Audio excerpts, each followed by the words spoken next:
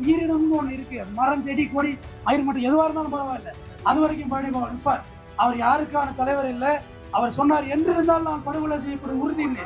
இதை சொல்றது எத்தனை பேருக்கு தைரியம் இருக்கு? இந்த சட்டம் திட்டம் எல்லாம் எனக்கு மயிருக்கு சமாளம் அப்போ எல்லாம் இன்னைக்கு பேசலாம். அன்னைக்கு பேசின ஒரு மாவீரன்.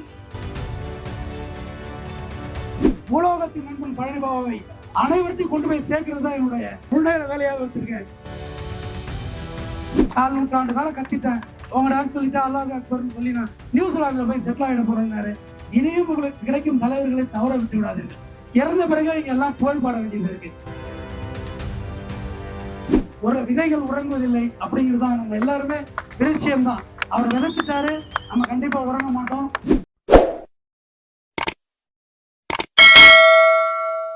வணக்கம் வணக்கம். ஜென்சி கிட்ஸுக்கு பொருந்துமான்னு கேட்டாங்க. ஜென்சி கிட்ஸ் இல்லை, இன்னும் எத்தனை கிட்ஸ் வந்தாலும் மாவீரன் பழனிபாபா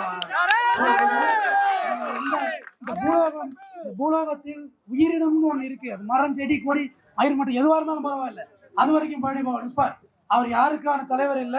அவர் சொன்னார், என்று இருந்தால் நான் படுகொலை செய்யப்படும் உறுதின்னு. இதை சொல்றது எத்தனை பேருக்கு தைரியம் இருக்கு? நம்மளோட இறப்பு இப்படி இருக்குன்னு சொல்ல முடியுமா? எப்படி ஒண்ணு விபத்தா இருக்கலாம், நோய் நொடியில போலாம். ஆனால் நோய் நொடியில போனவர் அல்ல பாபா. என் இறப்பு என் ரத்த சரித்திரத்துல போவோம். ஆனால் இன்றைய என் இழிவை பற்றியோ என்னுடைய இது தாழ்வை பற்றியோ நான் கவலைப்படல.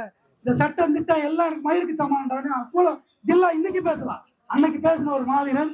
நான் வேணா வேற மாற்று சமுதாயத்தை மாற்று மார்க்கத்தை சார்ந்தவனா இருக்கலாம். ஆனால் என் இளைஞர்கள் என் சமாதியில ரதத்தை நான் விதைக்கப்பட்ட இடத்தில் என் எலும்புகளை எண்ணி எண்ணி எரிப்பார்கள் என்று பாபா சொன்னார். அதில் வந்த இளைஞர்கள்ல நானும் ஒரு இளைஞன் தான், நீங்களும் ஒரு இளைஞன் தான். எல்லாருக்கும் எல்லா கிட்ஸ் அந்த கிட்ஸ். அதாவது சேலம் செட்டிச்சாவடியில மேகி நட்டு திருடப்படுதுன்னு பழனிபாபா பேசுறார். கூடங்குளம் அணுகுல எவ்வளவு பெரிய ஆபத்துன்னு பேசினாரு. அவர் ஒரு இனத்துக்கான தலைவரா? பூலோகத்துக்கான தலைவர் இல்லையா? பூலோகத்தின் நண்பன் பழனிபாபாவை அனைவரையும் கொண்டு போய் சேர்க்கிறது தான் என்னுடைய ஒரு எப்படி சொல்றது, என்னுடைய முன்னேற வேலையாக வச்சிருக்கேன். 256 மணி நேரங்கள் நான் பழனிபாபா பற்றி பேசி என்ற காணொலி வெளியிட்டிருக்கேன். மொத்தம் 256 மணி நேரங்கள் பேசியிருக்கேன். அதாவது ஐயா ஆசைப்பட்டது படிப்பு படிப்பு படிப்பு படிக்கணும். படிப்பு வழியா எஜுகேஷன் வைஸ் எம்பவர்மெண்ட், அதுதான் அவர் விரும்பினாரு. இப்ப அண்ணன் வந்து தார சொன்னாரு, ஒரு கொடி கூட கொண்டு வரல. உண்மையில நான் இங்க வந்து கவனிச்சேன், அதை நோட்டீஸ் பண்ணேன். அது அவர் எப்படிப்பட்ட தலைவர்னு நான் சொன்ன அது புகழுக்கு அடங்காது இல்லை. அவர் சொன்ன எந்த கட்சிக்கு போனாலும் அவருக்கு சீட்டு உண்டு, அது மட்டும் உறுதியாக சொல்ல முடியும். அவர் அதை விரும்பாதவர். மாவீரன் பழனிபாபா எந்த மாநிலத்துக்கும் போயிருந்தாலும் கவர்னராக இருப்பார். அவரோட ஆங்கில புலமை உலக அறிவும், அவர் யார் யாரோடலாம் பயணித்தவர்.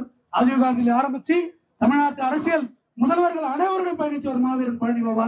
அவர் இடத்துக்கு வந்திருக்கோம். ஒரு விதைகள் உறங்குவதில்லை அப்படிங்கிறது தான் நம்ம எல்லாருமே விருட்சியம் தான். அவர் விதைச்சிட்டாரு, நம்ம கண்டிப்பா உறங்க மாட்டோம். அவருடைய பயணியில அவர் எந்த காலத்துல வன்முறையெல்லாம் அவர் ஆதரிக்கல. என் இளைஞர்களை கிள்ளி விட நினைச்சா நான் அவனை கிள்ளி விட்டு போயிடுவேன். ஒரு நிமிஷத்துல சட்ட ஒழுங்கு பிரச்சனை ஏற்படுத்திடுவான். ஆனால் அவர்கள் விதை நெல்கள் ஒருபோது நான் செய்ய மாட்டேன்னாரு. தடார் ஐயமன்னனும் அவ்வளவு வாழ்க்கையில் அவர் அனுபவப்பட்டது. கிட்டத்தட்ட 4 நூற்றாண்டு காலம் அவர் சிறையிலே தன்னோட வாழ்க்கையை கழிச்சிருக்காரு. அவரும் உங்களை தவறான வழிக்கெல்லாம் அழைச்சிட்டு போக மாட்டாரு. நம்ம நல்ல வழியில எல்லாருமே நல்லா இருப்போம். தடார் ஐயமன்னா ரொம்ப நன்றி. இந்த வாய்ப்பை என்னை வந்து அட்ரஸ் பண்ணி நான் வருஷம் வருஷம் வந்துட்டு போவேன். யாருக்கும் தெரியாது, நான் பாட்டு வந்து ஒரு மாலை போட்டு கும்பிட்டுட்டு போவேன், அவ்வளோதான் நான் போயிடுவேன். ஆனால் இந்த வாட்டி ரஹ்மான் வந்து இல்லை நீங்கள் வாங்க நான் வெயிட் பண்ணுறேன் அப்படின்னு சொன்னார். இந்த வாட்டி தான் நானும் போஸ்டர்லாம் அடித்தேன். ஏன்னா எல்லாரும் அவரை கொண்டு போய் சேர்க்கணும். வேற இப்போ வந்து அவரை நீங்கள் கொண்டாடுறதுல ஆச்சரியம் இல்லை, அது உங்கள் கடமை. நீங்கள் கொண்டாடணும். தொழுகிறது மாதிரி தொழுகிறது நீங்கள் உங்களுக்கு செய்கிறது, இறைவனுக்கு செய்கிற பணிங்கிறது தான் பழனிபாபா சொன்னார். 5 வேளை தொழிட்டு நான் அல்லாவுக்கு செஞ்சுட்டேன்னு சொல்லாத, அது உன்னோட கடமை, அது டியூட்டி, ஃபண்டமெண்டல் டியூட்டிஸ். ஆனால் எல்லா சுகத்தையும் எல்லா அறிவையும் எல்லா பணத்தையும் கொடுத்த என்னால நான் எப்படி வேணுமோ வாழ்ந்திருக்க முடியும். ஆனால் நாளைக்கு மறுமையில் நான் அல்லாட்ட கணக்கு கொடுக்கணும் சகோதரர்களே அப்படின்னு அவர் கலைச்சு போய் சொன்ன வார்த்தை. நான் ஒரு விஷயத்தில் அயர்ந்து விட்டேன், தோற்று விட்டேன். நான் ரொம்ப வெறுப்புல பேசுறேன், எனக்கு கலைச்சு போச்சு. 4 நூற்றாண்டு காலம் கத்திட்டேன் உங்கடான்னு சொல்லிட்டு அல்லாஹ் அக்பர்னு சொல்லி நான் நியூசிலாந்துல போய் செட்டில் ஆகிட போறேன்னாரு. இனியும் உங்களுக்கு கிடைக்கும் தலைவர்களை தவற விட்டு விடாதீர்கள். இறந்த பிறகு இங்க எல்லாம் புகழ்பாட வேண்டியது இருக்கு. பட் பாபாவோட இறந்து 97 எனக்கு நான் சின்ன பையன் தான், எனக்கு தெரிஞ்சிருக்க வாய்ப்பு இல்லை. அதான் உண்மையும் கூட. அள்ளி விட முடியுமான்னு இறந்தவங்கள எனக்கு தெரியாது. நான் ஒரு 11 வருஷமா எனக்கு தெரியும். ஆனா நம்ம கிடைக்கிற தலைவர்கள்ட்ட வச்சிருக்கிற சின்ன சின்ன தவறுகளை பெருசாக்கி இப்ப பேர பெருமாளுக்கு ஏதாவது பெருசு பண்ணிவிட்டு அவங்கள டேமேஜ் பண்ண வேண்டாம். எல்லார்கிட்டையும் எல்லா விஷயமும் இருக்கு. இந்த பொது வாழ்க்கைக்கு வந்து இப்ப அண்ணா வந்து அவர் கடந்த சிறைவாசத்தை வச்சு எந்த கட்சிக்கு போன சீட்டு உண்டு நான் போக மாட்டார். ஏன்னா உங்களுக்காக இருக்கிறார். உங்களை பார்க்கக்குள்ள மாவீரன் பழனிபாபனுடைய நிற்கிற விதை நல்லா தான் பாக்குறேன். நீங்க எல்லாம் விருந்தாக மாட்டீங்க. பெரிய ஆலமரமா விருட்சமாயி இந்த உலகத்துல எழுந்திருக்கணும். எல்லாரும் நல்லா படிங்க. ரொம்ப நல்லது நடக்கும். அவர் பேசினாரு. இவர் யாருன்னு சொன்னா வழக்கறிஞர் தமிழ்வேந்தன். நீங்க ஊடகங்கள் எல்லாம் நிறைய பார்த்துருக்கோம். விவாத நிகழ்ச்சியில எல்லாம் கலந்துக்குவாரு. சரிங்க.